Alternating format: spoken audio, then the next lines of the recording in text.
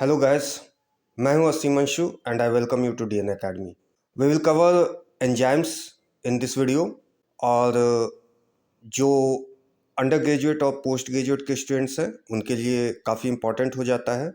इसके अलावा जो कैंडिडेट्स नेट या गेट की तैयारी कर रहे हैं उनके लिए भी काफ़ी कुछ समझने के लिए होगा इस वीडियो में। तो चलिए शुरू करते हैं।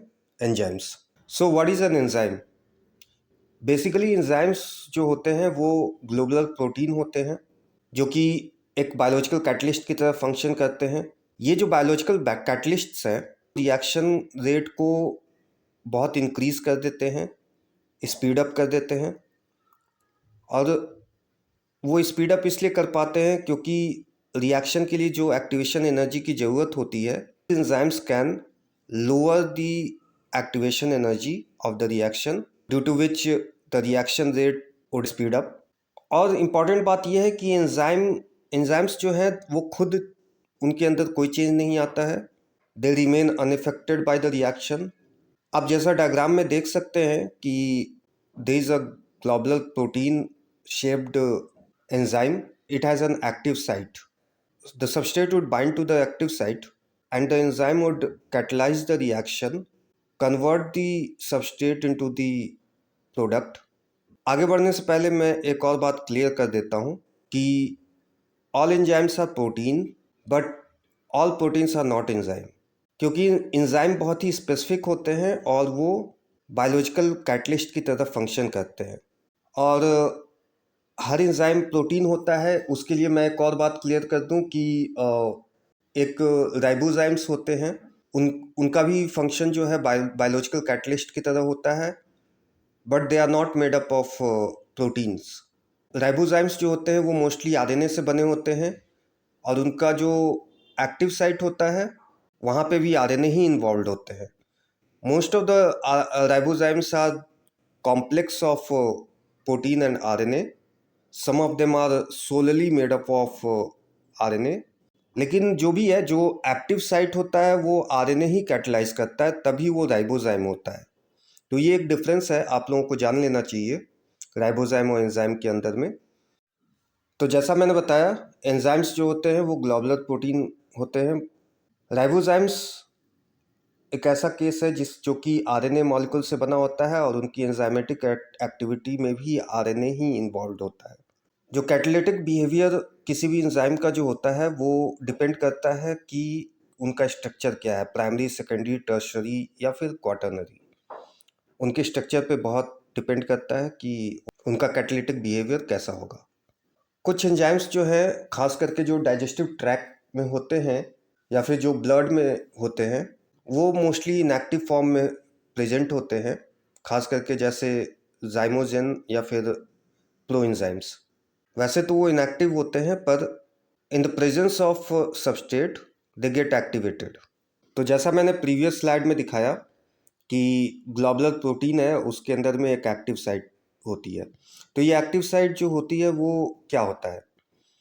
तो सबसे पहले हम लोग ये जान लेते हैं कि एंजाइम्स जो है वो long chain of amino acid से बने होते हैं। ऑफ कोर्स जैसे मैंने बताया ये बेसिकली प्रोटीन होते हैं, तो long chain of amino acid उनके अंदर इन्वॉल्व होता है उनको स्ट्रक्चर देने के लिए। और वो फोल्ड हो करके और 3 डायमेंशनल शेप उनको प्रोवाइड करते हैं। और उस 3 डायमेंशनल शेप के अंदर में एक एक्टिव साइट होता है।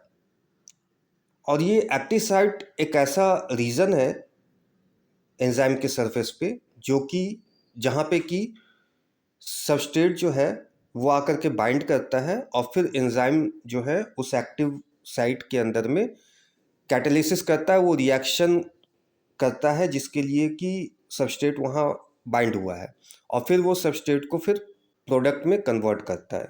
एंजाइम्स जो होते हैं वो बहुत ही स्पेसिफिक होते हैं किसी भी एक टाइप के रिएक्शन को करने के लिए। एक एंजाइम बहुत सारे रिएक्शंस को कैटलाइज नहीं कर सकता है। एक एंजाइम सिर्फ एक ही तरह के रिएक्शन को कैटलाइज करेगा और वो बहुत ही स्पेसिफिक होगा, सिर्फ उसी रिएक्शन को कैटलाइज करने के लिए वो बना है, किसी और रिएक्शन को। और इनफैक्ट वो किसी और सबस्ट्रेट के साथ बाइंड ही नहीं कर सकता है। जिस रिएक्शन को कैटलाइज करने के लिए वो बना है जिस रिएक्शन को कैटलाइज करने के लिए उसका एक्टिव साइट है, उसी एक्टिव साइट से आकर के वही स्पेसिफिक सबस्ट्रेट बाइंड करेगा। कुछ एंजाइम्स बहुत ही ज़्यादा स्पेसिफिक होते हैं, उनकी स्पेसिफिसिटी और एक्यूरेसी बहुत ज़्यादा हाई होती है। खास करके वैसे एंजाइम्स जो कि डीएनए के रेप्लिकेशन या फिर ट्रांसक्रिप्शन जैसे प्रोसेस में लगे होते हैं, क्योंकि उनका काम जो है न्यूक्लियोटाइड सीक्वेंस को बहुत ही बारीकी के साथ में जोड़ने का होता है और फिर पीछे जा कर के वो उसको उस सीक्वेंस का प्रूफ रीडिंग भी करते हैं। प्रूफ रीडिंग की ज़रूरत इसलिए होती है क्योंकि वो पीछे जा कर के ये देख सके कि कोई गलत न्यूक्लियोटाइड किसी सीक्वेंस में जो है वो अटैच ना हो जाए। सीक्वेंस के अंदर अगर उन्हें कुछ गलत न्यूक्लियोटाइड दिखते हैं तो वो उसको रिपेयर भी करते हैं। One of the best example is DNA polymerase, जिसका की काम कॉपिंग के साथ साथ प्रूफ रीडिंग का भी होता है। तो कुछ एंजाइम्स नॉन प्रोटीन मॉलिक्यूल्स के साथ जुड़े होते हैं जो कि उनको उनकी एक्टिविटी या कैटालिसिस के लिए हेल्प करते हैं। वैसे एंजाइम्स को हम लोग होलो एंजाइम्स कहते हैं। होलो एंजाइम्स जो होते हैं वो एपो एंजाइम प्लस कोफैक्टर या कोएंजाइम के साथ जुड़ करके बनते हैं। अब एपो एंजाइम क्या होता है? एपो एंजाइम उनको कहते हैं जो कि वैसे सिर्फ प्रोटीन का पार्ट होता है, नॉन प्रोटीन वाला पार्ट उनके अंदर नहीं रहता। तब तक वो एंजाइम जो है एपोजाइम वो इनएक्टिव होता है। जब तक कोफैक्टर या कोएंजाइम उनके साथ नहीं जुड़ता तब तक वो एक्टिव नहीं होते। तो ऐसे एंजाइम को जो है हम लोग एपो एंजाइम कहते हैं। जब उनके अंदर कोफैक्टर या कोएंजाइम जुड़ता है तभी वो एक्टिव होते हैं और वो होलोजाइम बनते हैं। तो ये कोफैक्टर्स जो होते हैं वो चाहे इनऑर्गेनिक या ऑर्गेनिक कंपाउंड्स हो सकते हैं। इनऑर्गेनिक कंपाउंड में कोई भी मेटल आयन जैसे कि कॉपर या जिंक हो सकता है, सल्फर आयरन का कॉम्प्लेक्स हो सकता है। अगर ऑर्गेनिक मॉलिक्यूल्स की बात करें तो वाइटामिन्स भी हो सकते हैं जो कि एपोजाइम से जुड़ करके और फिर होलोजाइम बनाते हैं।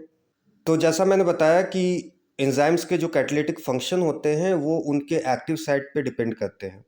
तो सबसे पहले क्या होता है कि कोई भी सबस्ट्रेट जो है वो आकर के एक्टिव साइट के साथ में बाइंड होता है और बाइंड होने के बाद जो है एक वीक बॉन्ड बनता है एंजाइम और सबस्ट्रेट के बीच में और उसको हम लोग कहते हैं एंजाइम सबस्ट्रेट कॉम्प्लेक्स।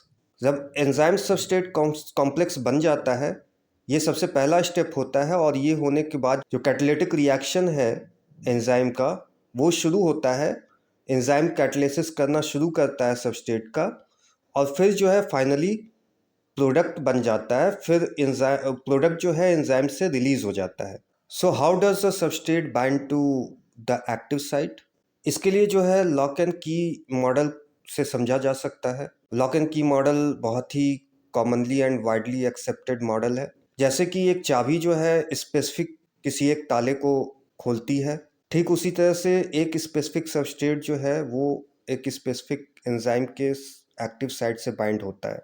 तो जैसे कोई एक चाबी से कई ताले नहीं खुल सकते हैं, वैसे ही एक सबस्ट्रेट से सिर्फ एक ही एंजाइम के साथ में बाइंडिंग हो सकती है और उसकी कैटालिसिस भी जो है वो स्पेसिफिक एंजाइम ही कर सकता है।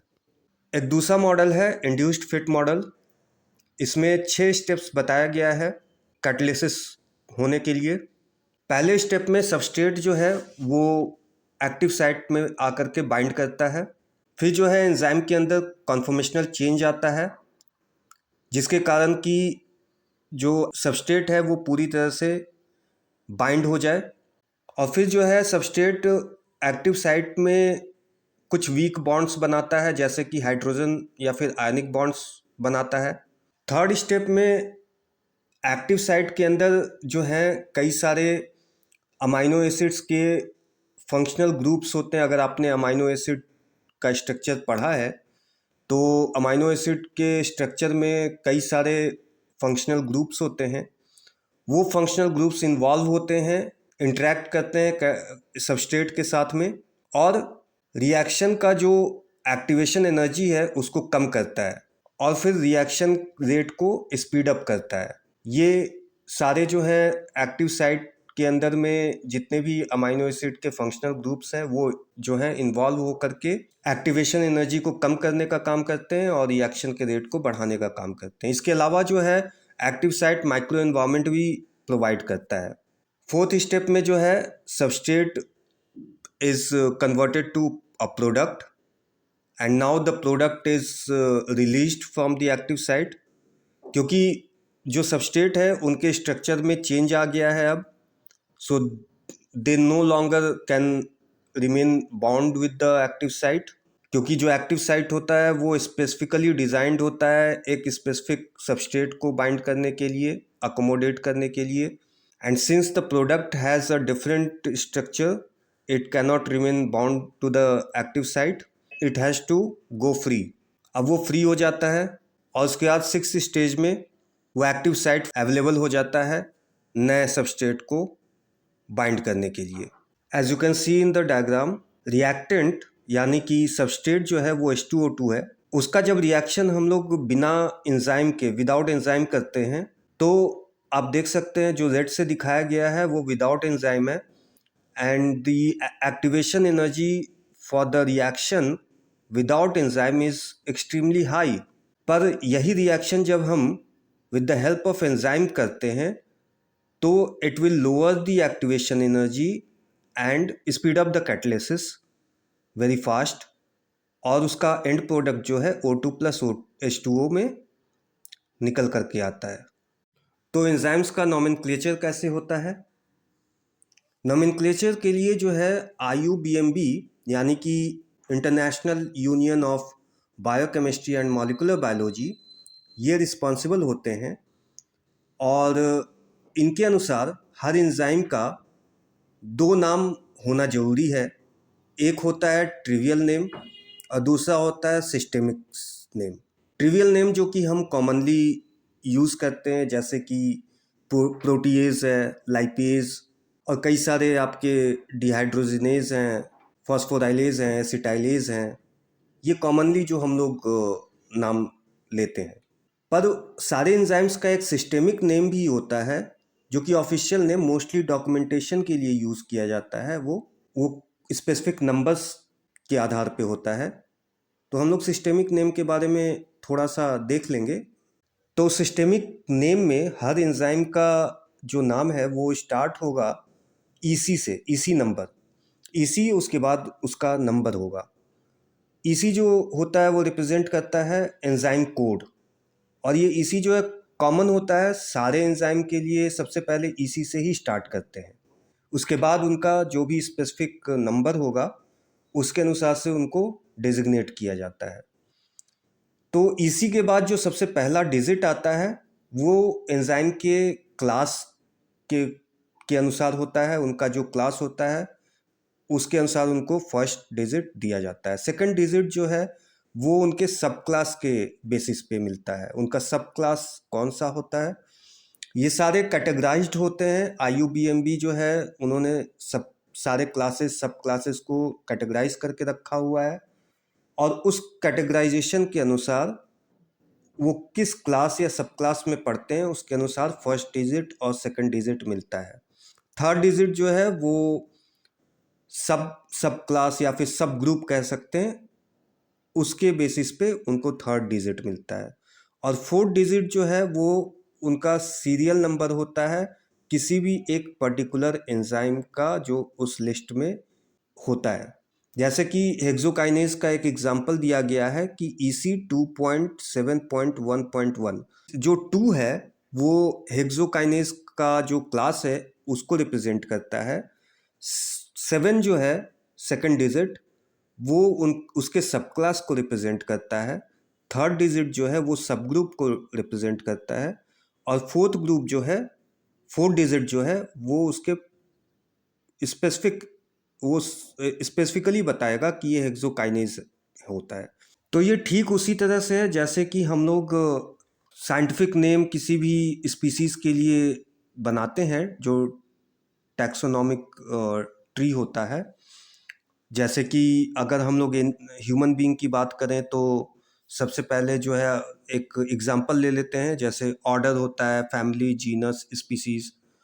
तो जब हम ऑर्डर बात करते हैं, ऑर्डर जो है प्राइमेट हो गया, फैमिली होमिनिडी हो गया, जीनस जो है होमो, स्पीसीज जो है होमो सेपियंस।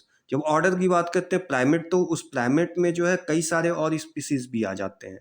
फैमिली जब हम बात करते हैं तो उस स्पेसिफिक फैमिली के अंदर में और कई सारे और स्पीसीज आ जाते हैं।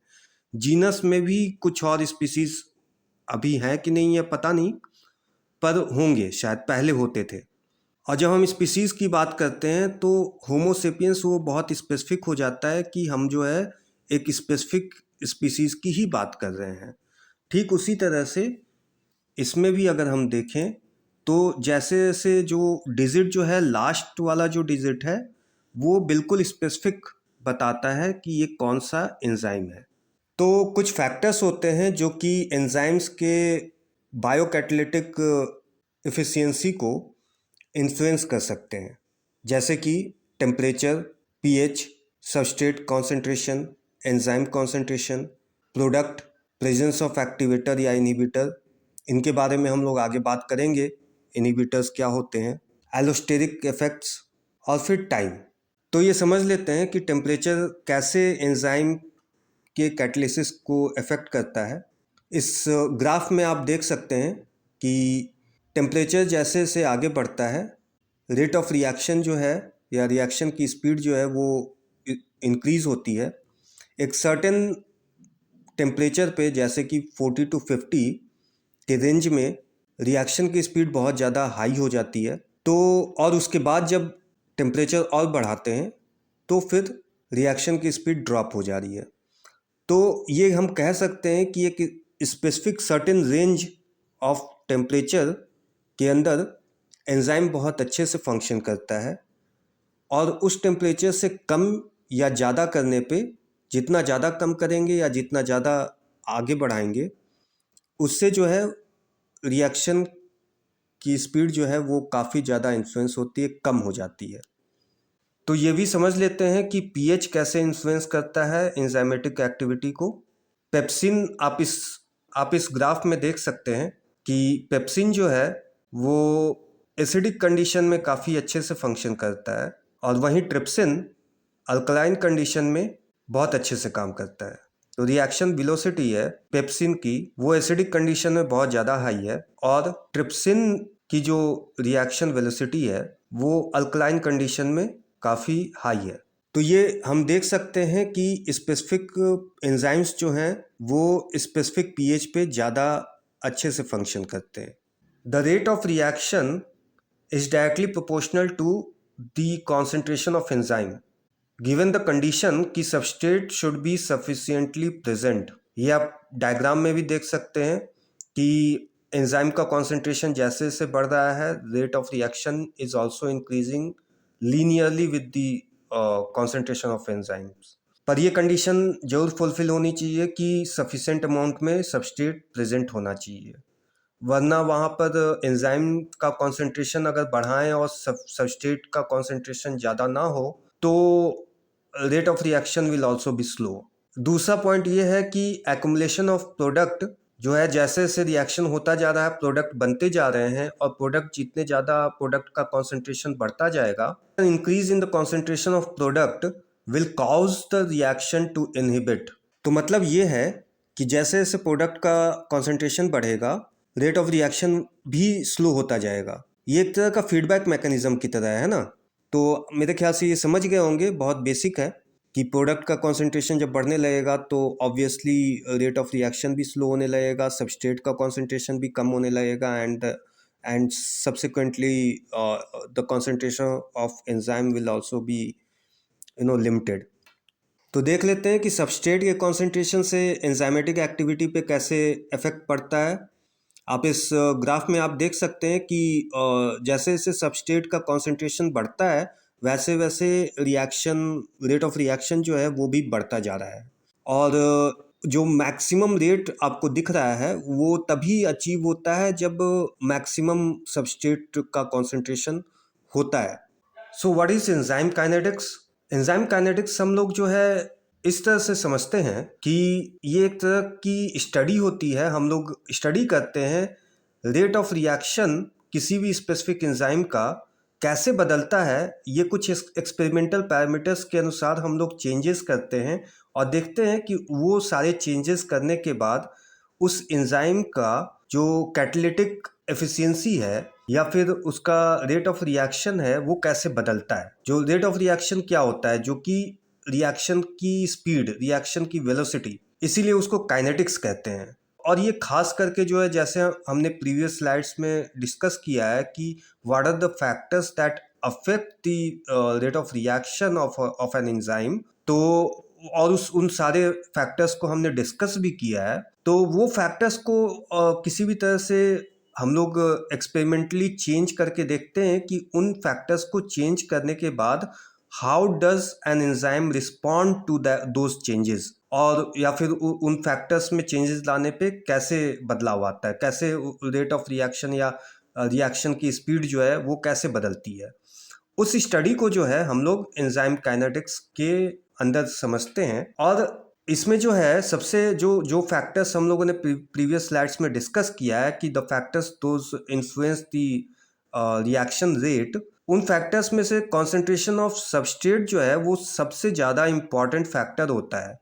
और सबस्ट्रेट के चेंज, थोड़ा सा भी चेंज होने पे द रेट ऑफ रिएक्शन और speed of the reaction will drastically change. और उसको जब समझते हैं तो बहुत सारी बातें जो है समझ में आती है। इन विट्रो लैब में करके देखा गया है कि with the change in the concentration of substrate the rate of reaction changes, और बहुत ज़्यादा सबस्ट्रेट के कॉन्सेंट्रेशन से अफेक्ट पड़ता है एंजाइम काइनेटिक्स में या फिर एंजाइम के कैटालिटिक बिहेवियर में। सो how does substrate concentration affect the reaction rate. आप इस डायग्राम में देख सकते हैं कि एक्स एक्सिस पे सबस्ट्रेट कॉन्सेंट्रेशन है और वाई एक्सिस पे रिएक्शन रेट है, जिसको कि वी नॉट से भी डिनोट किया गया है।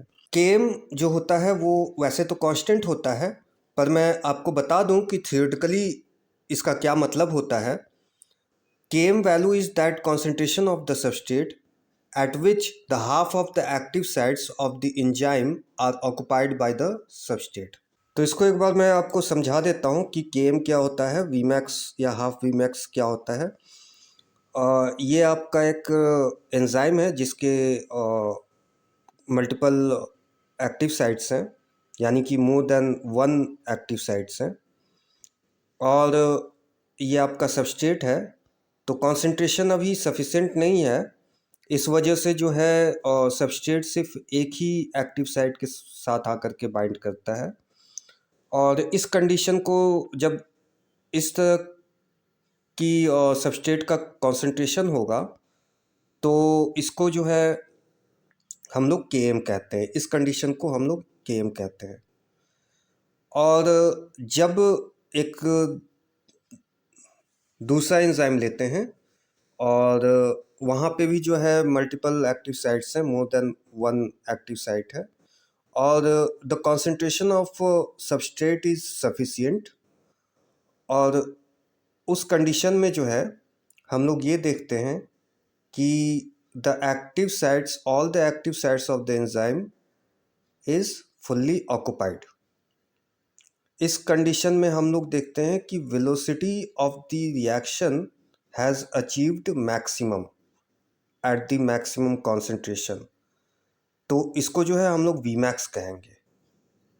और जब Km की जो कंडीशन थी जहाँ पे कि पार्शली या हाफ ऑक्युपाई हो रहा था एक्टिव साइट, तो उस कंडीशन को हम लोग जो है ये कहेंगे कि Vmax सिर्फ हाफ Vmax ही अचीव हुआ है। तो ये था, आपको आई होप आप समझ गए होंगे इस बात को। तो माइकलिस मेंटन मॉडल क्या कहता है एंजाइम काइनेटिक्स के बारे में, इसको जो है एक मॉडल से समझाया गया है जिसमें कि एंजाइम प्लस सबस्ट्रेट वो मिलकर के एंजाइम सबस्ट्रेट कॉम्प्लेक्स बनाते हैं। और ये जो एंजाइम प्लस सबस्ट्रेट और एंजाइम सबस्ट्रेट कॉम्प्लेक्स के बीच का जो रिएक्शन है वो रिवर्सिबल रिएक्शन होता है, यानी कि फॉरवर्ड रिएक्शन भी जाता है, बैकवर्ड रिएक्शन भी जाता है। जब फॉरवर्ड रिएक्शन जाता है तो उसके रेट कांस्टेंट को हम लोग K1 से डिनोट करते हैं, और जब बैकवर्ड रिएक्शन जाता है तो उसके रेट कांस्टेंट को हम लोग K-1 से डिनोट करते हैं। उसके बाद जब एंजाइम सबस्ट्रेट कॉम्प्लेक्स बन जाता है तो उसके बाद का जो रिएक्शन होगा, हालांकि वो बैकवर्ड भी जा सकता है, पर बैकवर्ड जब जाएगा तो एंजाइम प्लस सबस्ट्रेट अलग अलग हो जाएंगे। पर अगर एंजाइम सबस्ट्रेट कॉम्प्लेक्स बन चुका है, उसके बाद का जो आगे का रिएक्शन होगा वो इरिवर्सिबल रिएक्शन होगा, यानी कि सिर्फ फॉरवर्ड रिएक्शन ही होगा, और उस फॉरवर्ड रिएक्शन में एंजाइम प्लस प्रोडक्ट बन करके निकलते हैं, और जो फॉरवर्ड रिएक्शन होगा उस रेट कांस्टेंट को हम लोग K2 से डिनोट करते हैं। तो मैकलिस-मेंटन मॉडल जो है वो बेसिकली एक मैथमेटिकल इक्वेशन है जो कि रेट ऑफ रिएक्शन और सबस्ट्रेट कॉन्सेंट्रेशन के बीच का रिलेशनशिप जो है वो डिफाइन करता है। और इस इक्वेशन के अनुसार V0 is equal to Vmax into substrate concentration divided by Km plus substrate concentration, जहाँ पे कि V0 जो है वो वेलोसिटी ऑफ द रिएक्शन है at any given substrate concentration. Km जो है अभी हमने डिस्कस भी किया था प्रीवियस स्लाइड में कि Km, वैसे तो मैंने जो बताया था वो थियोरेटिकल कॉन्सेप्ट था, पर क्योंकि इसको प्रैक्टिकली किया नहीं जा सकता है, और जब प्रैक्टिकली नहीं किया जा सकता है तो there is no definite value for this.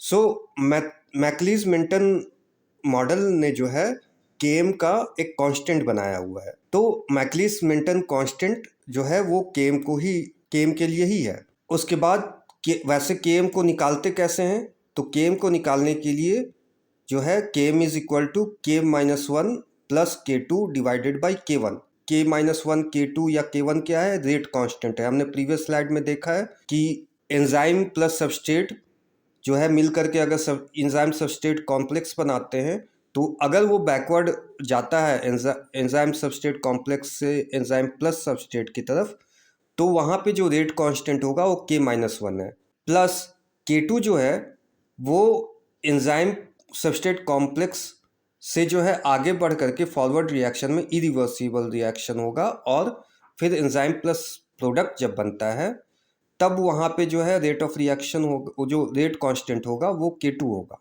Divided by K1 जो है जो कि एंजाइम प्लस सबस्ट्रेट जो कि फॉरवर्ड रिएक्शन में, हालांकि वो रिवर्सिबल रिएक्शन होता है, पर जब फॉरवर्ड रिएक्शन में ज़्यादा होता है, जब एंजाइम प्लस सबस्ट्रेट से जो है वो एंजाइम सबस्ट्रेट कॉम्प्लेक्स बन रहा होता है, उस रेट कांस्टेंट को हम लोग K1 से डिनोट करते हैं। तो ये जो रेट कांस्टेंट्स हैं जितने भी K1 K2 या K-, ये भी हाइपोथेटिकल कांस्टेंट्स हैं। इसके अलावा Vmax जो है ये मैक्सिमम वेलोसिटी होती है जहाँ पे कि हाईएस्ट वेलोसिटी होती है रिएक्शन, जहाँ पे कि हाईएस्ट कॉन्सेंट्रेशन होता है, और वो सैचुरेटिंग कॉन्सेंट्रेशन ऑफ सबस्ट्रेट होता है, जहाँ पे कि उसके बाद जो है डिक्लाइन होना शुरू हो जाता है रिएक्शन, क्योंकि फिर जो है ज़्यादातर सबस्ट्रेट जो है वो प्रोडक्ट में बन चुके होते हैं, और जैसा मैंने पहले भी बताया है कि जब प्रोडक्ट का कॉन्सेंट्रेशन जैसे जैसे बढ़ेगा उसके बाद रिएक्शन धीरे धीरे स्लो होने लग जाता है। एंजाइम इनहिबिशन कई सारी डिजीजेस या डिसऑर्डर्स को समझने के लिए काफ़ी हेल्पफुल होती है, खास करके जब कोई मेटाबॉलिक रेगुलेशन उसमें इन्वॉल्व होता है, या फिर कोई टॉक्सिकेंट्स या कंटामिनेंट्स जो कि एक्सटर्नली हमारी बॉडी में आते हैं और सेल टॉक्सिसिटी कॉज कर सकते हैं। और वो टॉक्सिकेंट्स जो हैं वो किसी न किसी तरह से किसी खास एंजाइम के साथ में बाइंड करते हैं और उनको इनहिबिट करते हैं, जिससे कि कई सारी डिसरेगुलेशंस प्रोड्यूस हो सकती हैं हमारी बॉडी में। एंजाइम इनहिबिशन जो है वो काफ़ी हेल्पफुल होता है ड्रग डिज़ाइनिंग के लिए भी। एंजाइम इनहिबिशन मेनली दो टाइप के होते हैं। One of them is reversible inhibitors and another one is irreversible inhibitors. Reversible inhibitors are classified into 3 groups. एक कॉम्पिटिटिव होता है, दूसरा नॉन कॉम्पिटिटिव होता है, और थर्ड जो है वो अनकॉम्पिटिटिव होता है। इसके बारे में हम लोग और थोड़ा सा देख लेंगे नेक्स्ट स्लाइड्स में। कॉम्पिटिटिव इनहिबिटर्स जो हैं वो स्ट्रक्चरली सबस्ट्रेट को ही मिमिक करते हैं। अगर कोई स्पेसिफिक सबस्ट्रेट जो है किसी स्पेसिफिक एंजाइम के साथ में उसके एक्टिव साइट पे बाइंड करता है, तो ठीक उसी एक्टिव साइट पे कॉम्पिटिटिव इनहिबिटर आकर के बाइंड हो जाता है। वैसे तो इससे रिएक्शन कोई होता नहीं है, पर it blocks the binding of substrate तो सबस्ट्रेट वहाँ पे आकर के बाइंड नहीं हो पाता है, जिससे कि सबस्ट्रेट का रिएक्शन नहीं हो पाता है। तो इसी को जो है हम लोग कॉम्पिटिटिव इनहिबिशन कहते हैं। नॉन कॉम्पिटिटिव इनहिबिशन में इनहिबिटर एंजाइम के साथ में आकर के बाइंड होता है, पर एक्टिव साइट पे बाइंड नहीं होता। एक्टिव साइट के अलावा कहीं और बाइंड होता है and it will induce conformational change to the enzyme, जिसके कारण कि सबस्ट्रेट एक्टिव साइट पे आकर के बाइंड नहीं हो सकता। कहने का मतलब ये है कि इनहिबिटर जो है एक्टिव साइट पे डायरेक्टली आकर के बाइंड नहीं करता, कहीं और बाइंड करता है। लेकिन बाइंड करने के बाद जो है जो कॉन्फॉर्मेशनल चेंज होता है एंजाइम के शेप में कुछ इस तरह का चेंज होता है, जिससे कि active site is no more accessible to the substrate. अब सबस्ट्रेट वहाँ आकर के बाइंड नहीं हो सकता। ये एक कंडीशन हो गई। अगर नॉन कॉम्पिटिटिव इनहिबिटर एंजाइम के साथ आकर के बाइंड करता है और एंजाइम जो है अभी तक सबस्ट्रेट के साथ बाइंड नहीं किया हुआ है, तो उस कंडीशन में ऐसा होता है कि एंजाइम के अंदर कॉन्फॉर्मेशनल चेंज होता है, उसके शेप में चेंज होता है, जिससे कि एक्टिव साइट जो है वो इनएक्सेसिबल हो जाता है सबस्ट्रेट के लिए। दूसरा कंडीशन ये होता है कि अगर सबस्ट्रेट एक्टिव साइट पे आकर के बाइंड हो गया है और एंजाइम सबस्ट्रेट कॉम्प्लेक्स बना लिया है, उसके बाद अगर नॉन कॉम्पिटिटिव इनहिबिटर आता है और वो एंजाइम के साथ बाइंड करता है, तो it will block the reaction of the substrate और फिर फाइनल प्रोडक्ट नहीं बन पाता है। क्यों? क्योंकि non competitive inhibitor will again induce conformational change, यानी कि शेप में चेंज लाता है एंजाइम के, जिसके कारण कि the reaction will be blocked और सबस्ट्रेट जो है वो रिलीज नहीं हो पाता है, वो एक्टिव साइट में ही रह जाता है और वो तब तक वहीं पे रहेगा जब तक नॉन कॉम्पिटिटिव इनहिबिटर डिटैच नहीं होता एंजाइम के साथ और एंजाइम जो है वो अपना कॉन्फॉर्मेशनल स्टेट जो है रिगेन नहीं करता। तब तक वो सबस्ट्रेट वहीं पे रहेगा और उसका रिएक्शन रुक चुका होगा। आप देख सकते हैं लेफ्ट हैंड साइड में कि ES यानी कि एंजाइम सबस्ट्रेट कॉम्प्लेक्स के साथ में जब उस एंजाइम को सबस्ट्रेट कॉम्प्लेक्स बन चुका है, उसके बाद अगर जब इनहिबिटर आता है तो फिर ESI कॉम्प्लेक्स बन जाता है, enzyme substrate inhibitor complex, and there is no more reaction वहीं ब्लॉक हो जाता है, नहीं होता आगे। अनकॉम्पिटिटिव इनहिबिशन के अंदर जो है इनहिबिटर जो है एंजाइम सबस्ट्रेट कॉम्प्लेक्स के साथ ही आकर के बाइंड कर सकता है, फ्री एंजाइम के साथ में बाइंड नहीं कर सकता। इनहिबिटर जो है अनकॉम्पिटिटिव इनहिबिटर फ्री एंजाइम के साथ आकर के बाइंड नहीं कर सकता।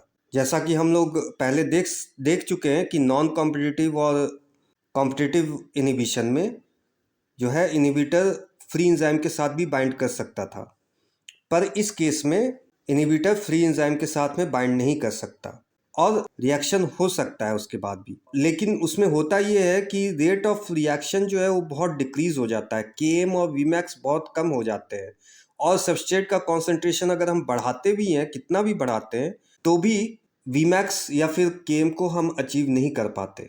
तो इसमें बस यही है, आप नेक्स्ट इस डायग्राम में आप देख सकते हैं कि एंजाइम सबस्ट्रेट कॉम्प्लेक्स जब बनता है तभी आकर के इनहिबिटर अटैच होता है या बाइंड करता है, but it will not block the reaction, it will only decrease the rate of reaction, it will slow down the reaction. लेकिन क्योंकि ये रिवर्सिबल रिएक्शन के साथ बाइंड होता है, तो इनहिबिटर जो है वो it can release from ESI complex anytime, or when it does the reaction will resume at its normal pace, right? तो इस वीडियो को यहीं पे एंड करते हैं। आपके पास जो भी डाउट होगा आप कमेंट सेक्शन में लिख सकते हैं और किसी भी तरह का एकेडमिक अपडेट के लिए जो है आप हमें हमारे टेलीग्राम ग्रुप को ज्वाइन कर सकते हैं और टेलीग्राम का लिंक जो है हमने डिस्क्रिप्शन बॉक्स में डाला हुआ है। आज के लिए इतना ही, फिर मिलते हैं। Take care and keep the fighting spirit alive.